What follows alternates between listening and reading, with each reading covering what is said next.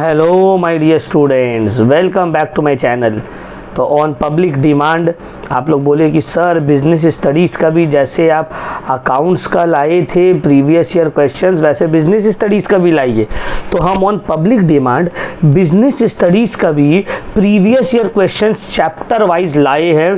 देखिए ये मेरा पूरा लिखा हुआ है chapter wise previous year questions जो हम लोग आज सॉल्व करेंगे।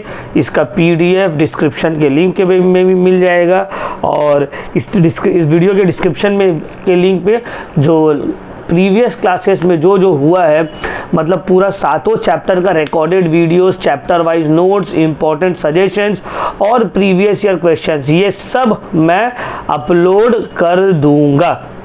ठीक है, तो चलिए स्टार्ट करते हैं विदाउट वेस्टिंग एनी टाइम। पहला, who is the father of modern management. देखिए ये सजेशन में बीबी कुंडू में अगर देखिएगा तो दिया हुआ है हेनरी फ्योल, बट बुक में पीटर ड्रकर दिया हुआ है। कोई बुक में हेनरी फ्योल भी दिया हुआ है, बट हम लोग बुक जो जेन्युइन मानेंगे जो बुक में दिया हुआ है, और बुक में बोला गया who is the father of modern management, Peter Drucker. हम लोग पीटर ड्रकर को मानेंगे।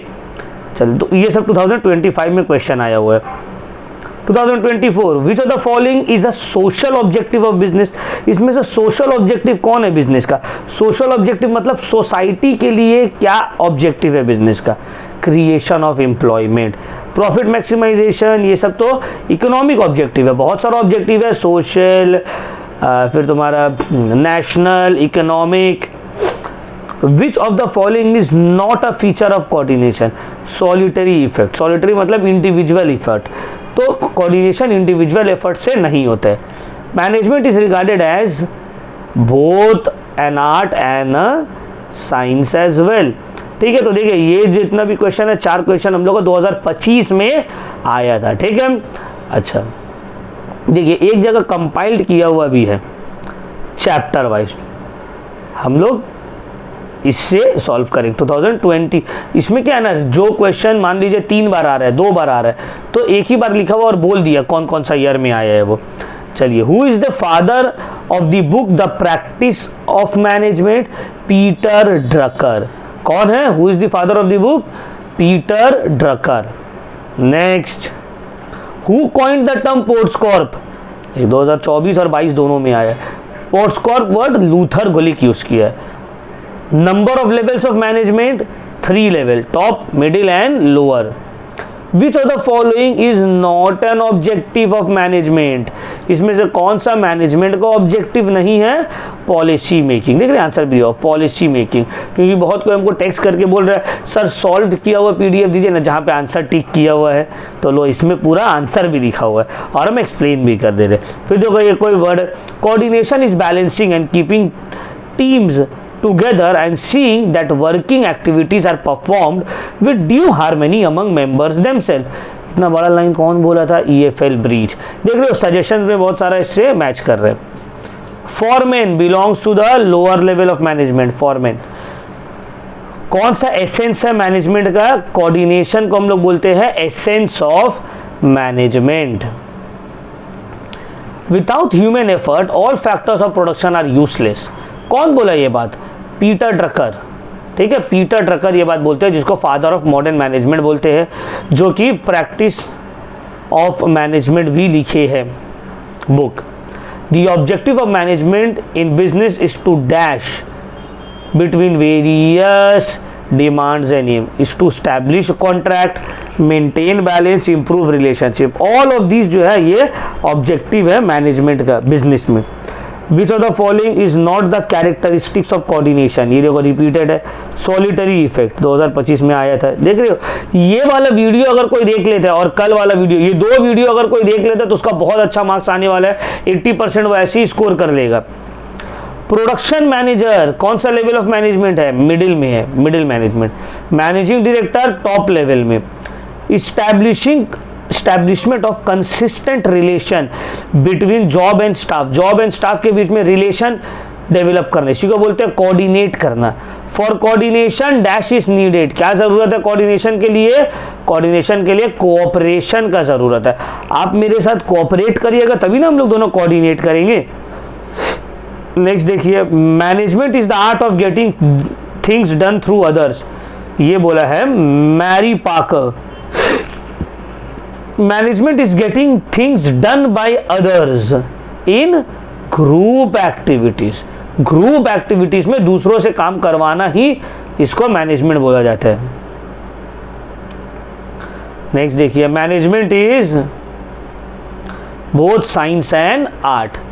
Coordination is the essence of management. Which of the following is an objective of management. Profit earning भी ऑब्जेक्टिव है, ग्रोथ ऑफ बिजनेस भी objective है, planning भी objective है। तो all of these are objectives of management. ठीक है, चलिए नेक्स्ट।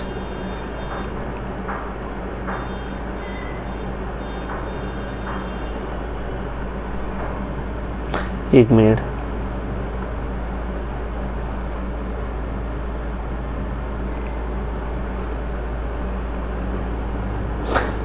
ठीक है। तो ये सब देख रहे हो, एक जगह में कलेक्ट किया हुआ, उतना टेंशन आप लोगों को नहीं होगा।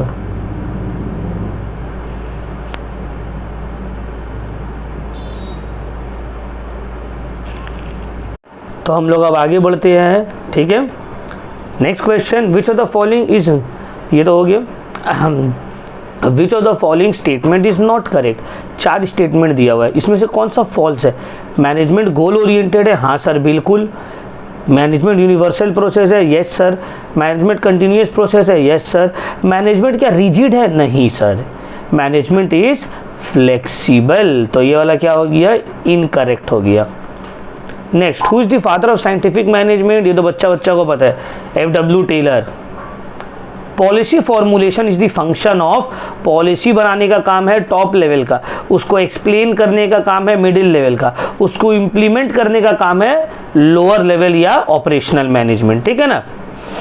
चलो अब आते हैं हम लोग next chapter, chapter number 2, unit 2। तो ये पिछला 10 साल में पहला जो चैप्टर है मैनेजमेंट का, nature and significance of management, उससे ये सब क्वेश्चंस आया है। ठीक है, अब आते हैं हम लोग यूनिट 2 में, principles of management. How are the principles of management formed. Principles of management formed कैसे होता है, by experience of managers. Option number B, manager का एक्सपीरियंस से फॉर्म होता है, कोई लेबोरेटरी में फॉर्म नहीं होता है साइंस के प्रिंसिपल की तरह। Which of the following is not a function of management? Sponsoring. Sponsoring कोई मैनेजमेंट का फंक्शन नहीं है। मैनेजमेंट क्या है, it is a social science. ना ही वो प्योर साइंस है, ना ही वो इन्वायरमेंटल साइंस है, ना ही वो मेडिकल साइंस है, ये सोशल साइंस है। How many principle modern principles of management are there, कितना है modern principles of management, 14। Henry Fayol modern principles of management दिए, जो कि टोटल है 14। Principles of management are absolute, are not absolute. ये लोग एब्सोल्यूट नहीं है, वक्त के साथ जगह के साथ ये बदलेगा।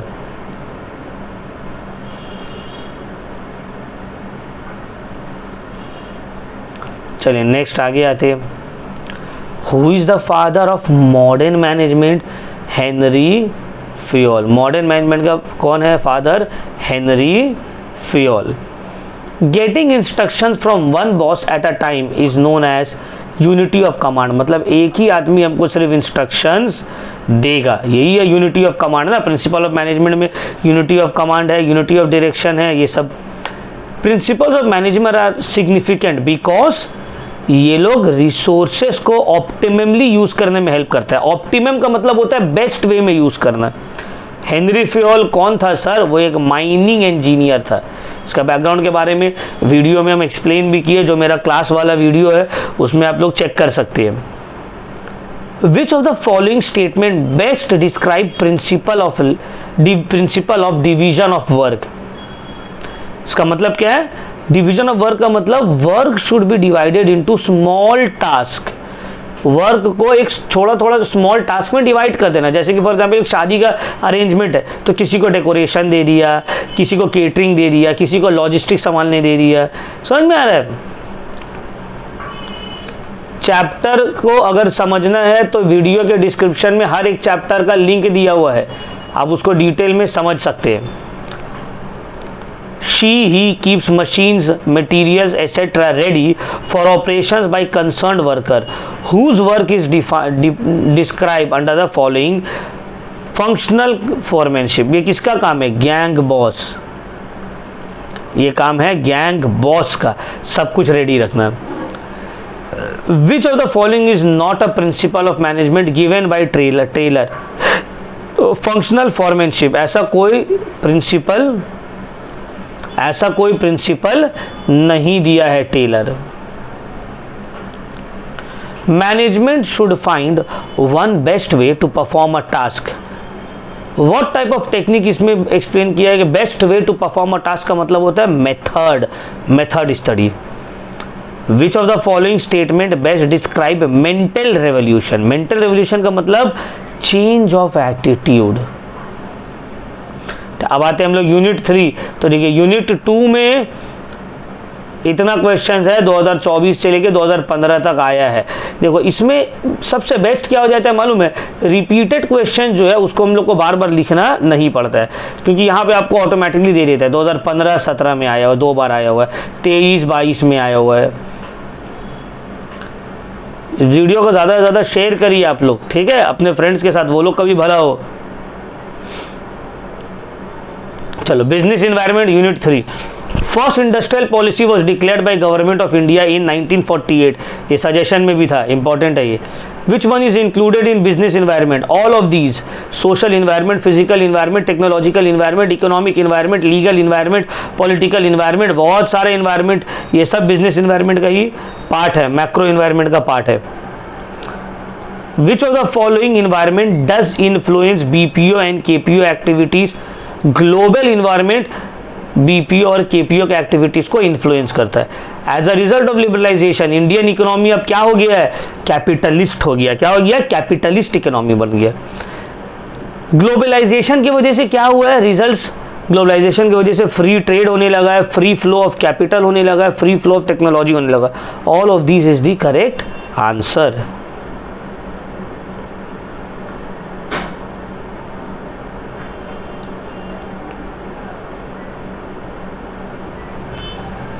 Which one of the following is the feature of business environment? Dynamism, uncertainty, complexity, ये सभी business environment का feature है। MRTP, monopoly restrictive trade practices, monopolies and restrictive trade practices, option number C. ये क्या है? ये एक्ट पास किया गया है पार्लियामेंट के द्वारा मोनोपोली को रोकने के लिए, है ना, इसको हम लोग पढ़े भी थे।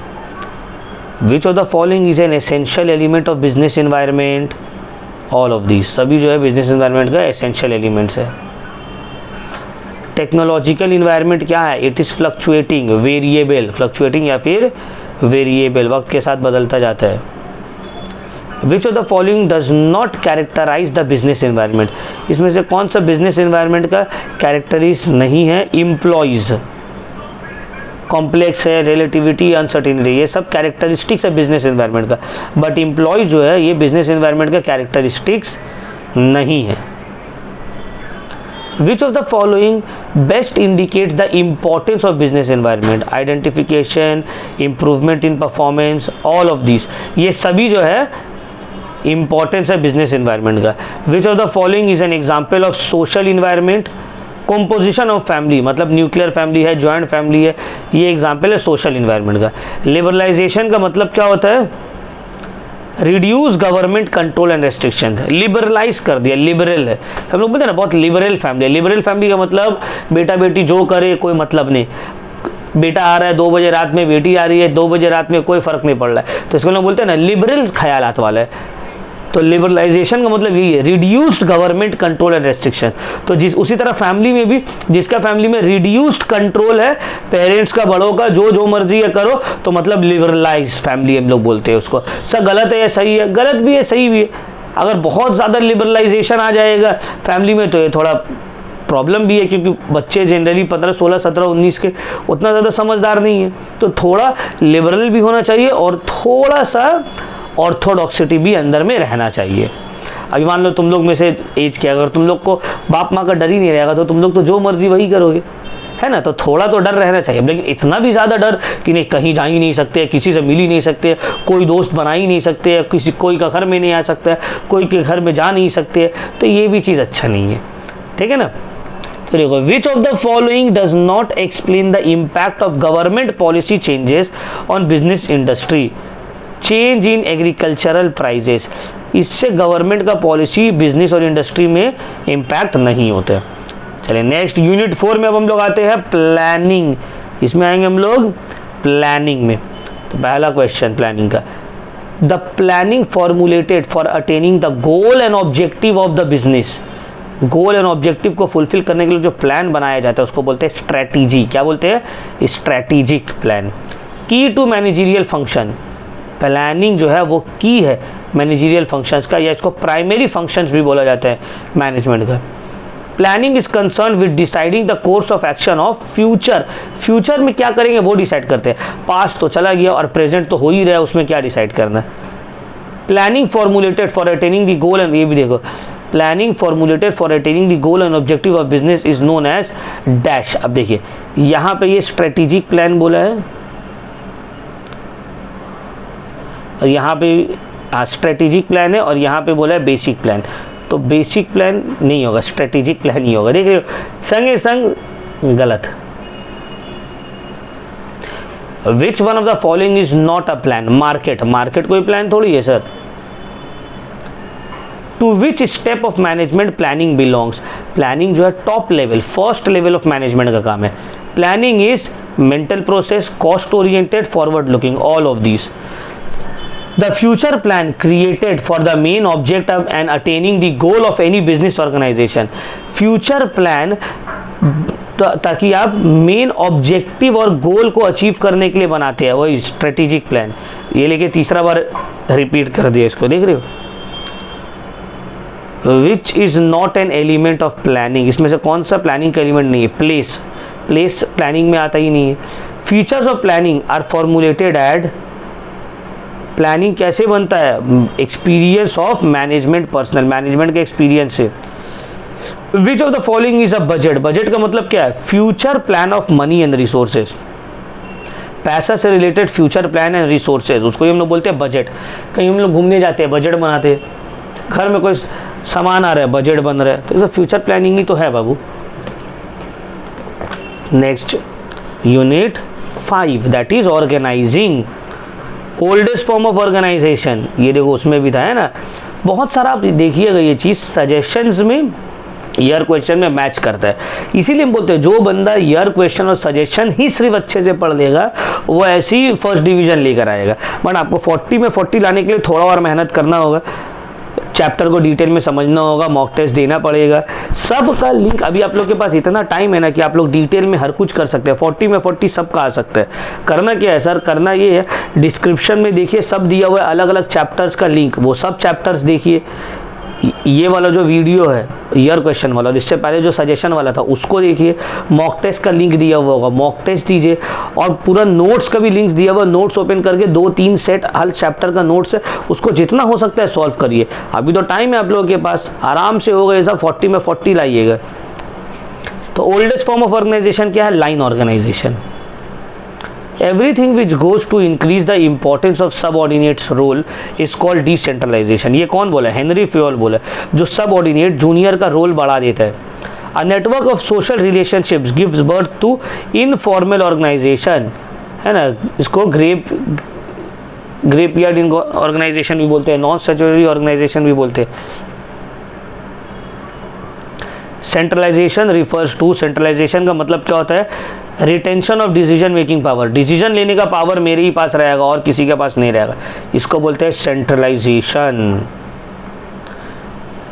Who of the following person did propagate functional organisation? Functional organisation का बात किया गया था by F.W. Taylor. Which of the following is not considered as an element of delegation? इसमें से कौन सा डेलीगेशन का एलिमेंट नहीं है? कोऑर्डिनेशन। डेलीगेशन का 3 एलिमेंट है, accountability, responsibility, authority.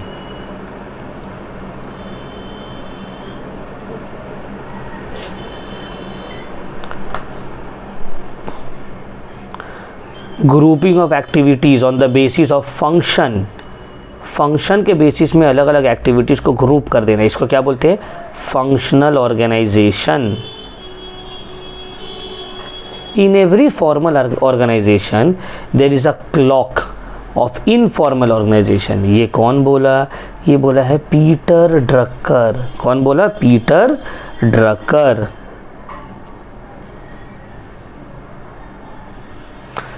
Grouping of activities on the basis of product line. Product line के बेसिस पे एक्टिविटीज को ग्रुप करे, that is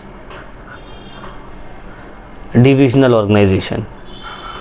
span of management refers to, span of management का मतलब होता है number of management under a superior. एक आदमी के अंदर में कितना लोग काम कर रहे हैं, इसको ही बोलते हैं span of management. Which of the following does not follow the scalar chain. Informal organisation में कोई स्केलर चेन नहीं, जो जिससे मर्जी बात करेगा।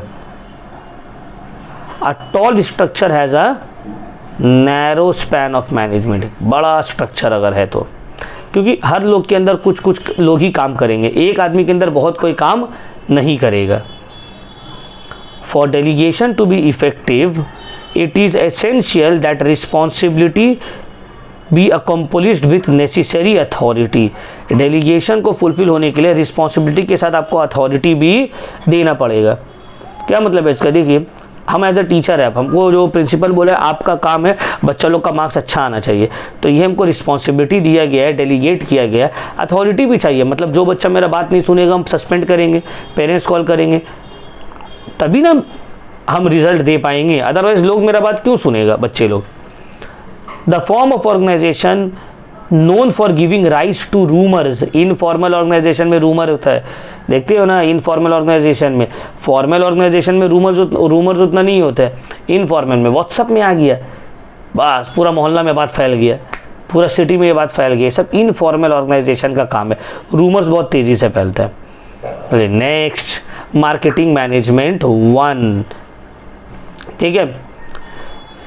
इसमें आपको सिर्फ प्राइस एंड प्रमोशन पढ़ना है, चलिए ज़्यादा है नहीं एमसीक्यू में से भी। Who is the middle in 2 layer channels of distribution. 2 layer channel of distribution का मिडिल में कौन है सर? होल सेलर है। पहला प्रोड्यूसर रहता है, उसके बाद होल सेलर, उसके बाद कंज्यूमर।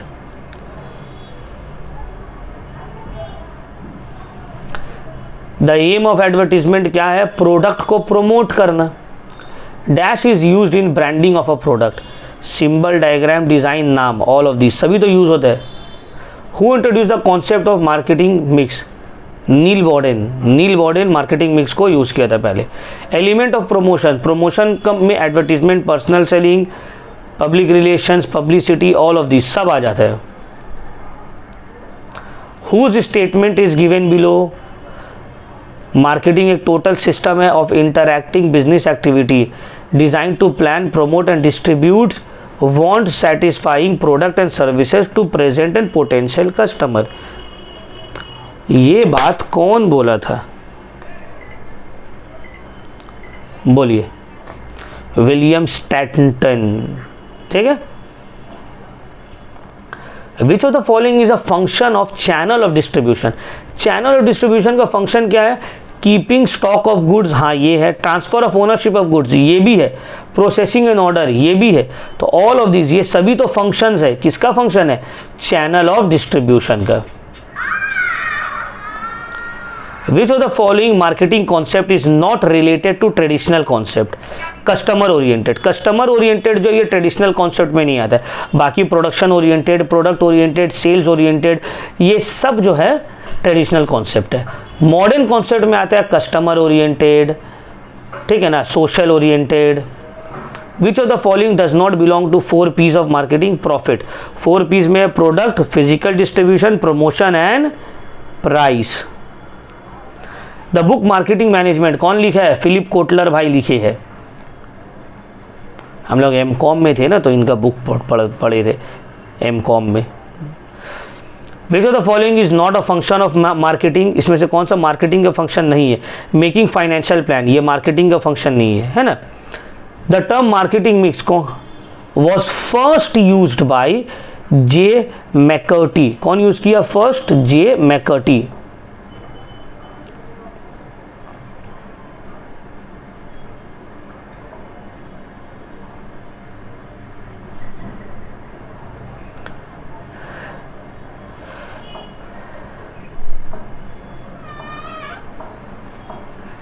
देखिए दो अलग अलग लोग बोलने लगे। यहाँ पे मार्केटिंग मिक्स को पहला बार यूज़ किया है जे मैकर्टी बोल रहा है, और यहाँ पे क्या बोल रहा है देखो नील बॉर्डन। आई थिंक करेक्ट आंसर आप लोग एक बार क्रॉस चेक कर लीजिए, ठीक है, नील बॉर्डन है या जे मैकर्टी है।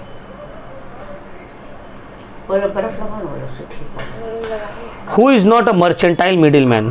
फैक्टर। फैक्टर एक मर्चेंटाइल मिडिल मैन नहीं है।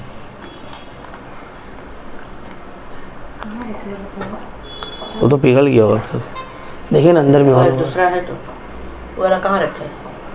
उसको छोड़ी, वो हो गया तो वहाँ से लाइए ना, उसको रख देंगे ना, वो भी हो जाएगा।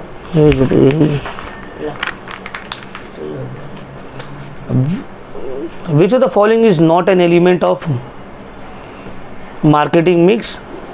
Buyer marketing mix का एलिमेंट नहीं है। Which of the following is included in marketing?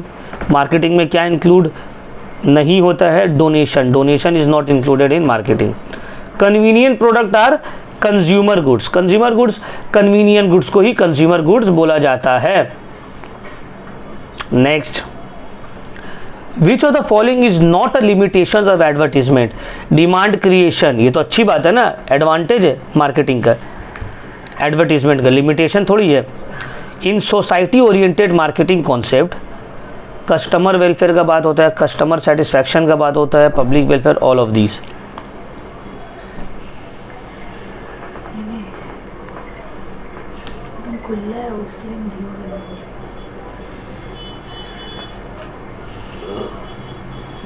All of these होगा answer.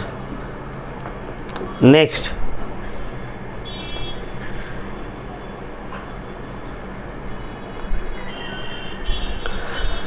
According to P F Drucker main objective business का क्या है? पीएफ ड्रकर के अकॉर्डिंगली मेन ऑब्जेक्टिव है क्रिएशन ऑफ कस्टमर, कस्टमर को क्रिएट करना। Which of the following is not very important और significant for price fixation? Shape of the product, product का shape से प्राइस का क्या लेना देना है? Modern marketing is society oriented, social oriented, customer oriented, है ना। 4 P's stand for product, price, place and promotion, option C. Main aim of marketing क्या है? टू मैक्सिमाइज कस्टमर सेटिस्फैक्शन, यही है main aim. Branding, packaging, labelling, ये सब क्या करता है? प्रोडक्ट का वैल्यू में ऐड करता है। बुक मार्केटिंग मायोपिया, कौन लिखा है ये? Theodore Levitt. Last chapter consumer protection. बहुत कोई बोल रहे थे सर कंज्यूमर प्रोटेक्शन नहीं आएगा, हम अलग से वीडियो भी बनाए हैं, कंज्यूमर प्रोटेक्शन आएगा कि नहीं आएगा जाके देख लीजिए। फिर शॉर्ट में बता दे रहे कंज्यूमर प्रोटेक्शन 110% आएगा एग्जाम में। सेमेस्टर 3 में ये है, सेमेस्टर 4 से 3 में इसको लाया गया। अच्छा, maximum time limit for settlement of complain at district forum is 5 months. 5 महीना के अंदर डिस्ट्रिक्ट फोरम में फैसला आ जाना चाहिए। अपर age limit for members of state consumer, देखो 3 फोरम है, एक होता है डिस्ट्रिक्ट फोरम, स्टेट फोरम और नेशनल फोरम। तो आपको अगर स्टेट फोरम का मेंबर बनना है तो आपका मैक्सिमम एज होना चाहिए 65, उससे ज़्यादा नहीं। प्रेसिडेंट डिस्ट्रिक्ट फोरम का कौन रहेगा? एक डिस्ट्रिक्ट जज रहेगा। चेयरमैन नेशनल फोरम का कौन रहेगा? A chairman of national consumer redressal commission can be a जज, वो एक जज रहेगा जिसको नॉमिनेट करेगा by chief justice of India, nominate करेंगे उनको। What is the tenure of office of the members of national consumer redressal committee? तो नेशनल कंज्यूमर रिड्रेसल कमीशन का मेंबर लोग कब तक रहेगा ऑफिस में? 5 ईयर और the age of 70, whichever is earlier, मतलब जब तक 5 साल पूरा नहीं हो जाए या जब तक उनका 70 साल नहीं हो जाए, जो भी पहले होगा उसके बाद वो रिटायर कर जाएंगे। कंज्यूमर वाला चैप्टर जो है ना थोड़ा इंपॉर्टेंट है, इसका डिटेल में वीडियो देख लीजिएगा बाबू। Appeal with in dash days can be made to state against district consumer court 30 days. मतलब देखो डिस्ट्रिक्ट कंज्यूमर कोर्ट से फैसला आया, आपको नहीं पसंद है, आप स्टेट कंज्यूमर कोर्ट में इसका अगेंस्ट अपील कर सकते हैं 30 दिन के अंदर। स्टेट का भी फैसला आपको समझ में नहीं आया, आप नेशनल कंज्यूमर फोरम में अपील कर सकते हैं within 30 days. National consumer forum का भी आपको फैसला पसंद नहीं आ रहा है तो आप यहाँ से जा सकते हैं सुप्रीम कोर्ट। सुप्रीम कोर्ट का भी फैसला समझ में नहीं आया तो बाबू मानना ही पड़ेगा, बर्दाश्त करना ही पड़ेगा। क्यों? Because supreme court is the apex court, वो जो बोलेगा सबको मानना पड़ेगा, ठीक है, उसके अगेंस्ट कहीं पे आप और अपील नहीं कर सकते। The chairman of national commission redressal is appointed by the central government, और स्टेट का अपॉइंट करेगा स्टेट गवर्नमेंट, ठीक है। Number of members, district forum में नंबर ऑफ मेंबर्स कितना होगा? 3 होगा। देखिए डिस्ट्रिक्ट, नेशनल और स्टेट का कितना नंबर ऑफ मेंबर्स है, क्या क्या क्वालिफिकेशन, कौन अपॉइंट करेगा, कितना तक का केस डायरेक्टली वहाँ जा सकता है, कितने दिन के अंदर अपील करना है, ये सब चीज़ आपको अच्छे से याद कर लेना है। इसीलिए इसके लिए हम बोलते हैं डिस्क्रिप्शन में चैप्टर नंबर 7 का रिकॉर्डेड वीडियो है, एक ही है, उसको सही से देख लीजिए, आपका काम हो जाएगा। Pioneer of consumer protection movement कौन है? Ralph Nader. Which of the following is not considered as goods as per consumer protection act? Land को गुड्स नहीं माना जाता। In which state of India consumer protection act is not applicable? Jammu and Kashmir में applicable नहीं था पहले, 2017 के वक्त का ये क्वेश्चन है, बट अब एप्लीकेबल हो गया है जम्मू एंड कश्मीर में भी, जब से आर्टिकल 370 हटा है। अब हर एक लॉ इंडिया का जम्मू एंड कश्मीर में भी एप्लीकेबल है। तो ये क्वेश्चन ठीक है 10 ईयर में है, बट ये अब एप्लीकेबल नहीं है।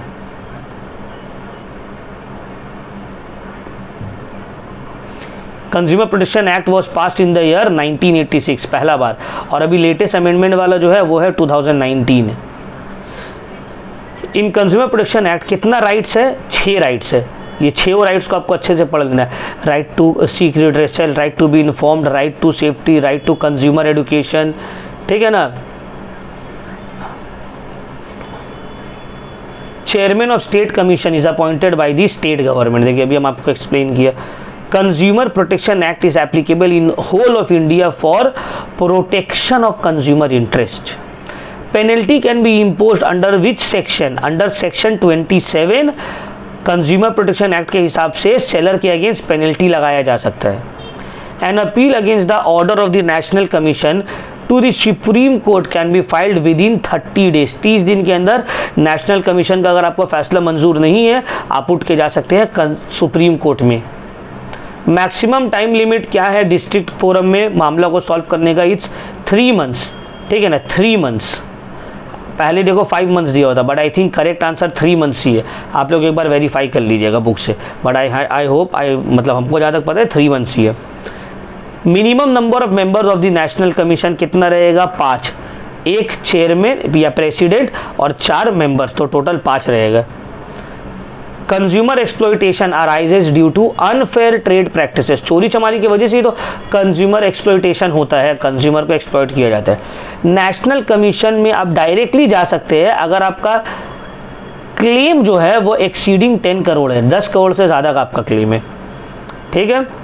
तो होपफुली आपको ये जो हम 10 ईयर्स में जो आपका आया है वो सब हम आपको एक जगह में कलेक्ट करके दे दिए हैं with solution. Best of luck my dear student for your exam. जाइए एकदम फोड़ के आइए, 40 में 40 स्कोर करिए। कोई भी डाउट होता है तो मेरा व्हाट्सएप नंबर आप लोगों के पास दिया हुआ ही है, आप लोग मेरा व्हाट्सएप नंबर में मैसेज करके अपना डाउट्स को क्लियर कर लीजिए, ठीक है। तो thank you very much my dear friends।